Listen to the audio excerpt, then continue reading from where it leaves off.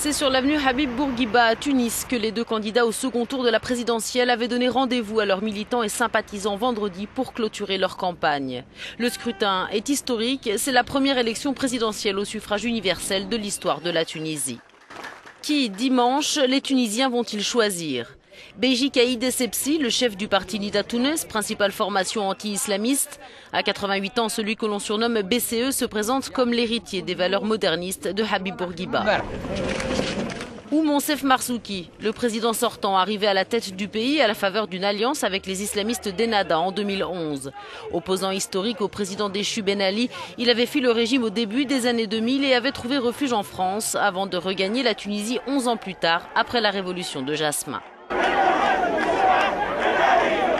Durant la campagne, les deux finalistes se sont livrés une véritable guerre, chacun dépeignant l'autre comme la pire option pour le pays. Arrivé en tête au premier tour avec 39% des suffrages, Beji Caïd Essebsi fait figure de favori. Près de 5,3 millions d'électeurs sont appelés aux urnes pour marquer cette étape supplémentaire dans le lent cheminement de la Tunisie sur la route difficile de la transition démocratique. Les législatives fin octobre ainsi que le premier tour de la présidentielle ont été salués comme transparents et pluralistes par les observateurs internationaux. La Tunisie fait ainsi figure d'exception parmi les pays du printemps arabe qui, pour l'essentiel, ont basculé dans le chaos.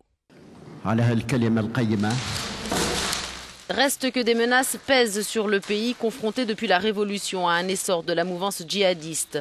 Ce second tour se déroulera donc sous très haute surveillance.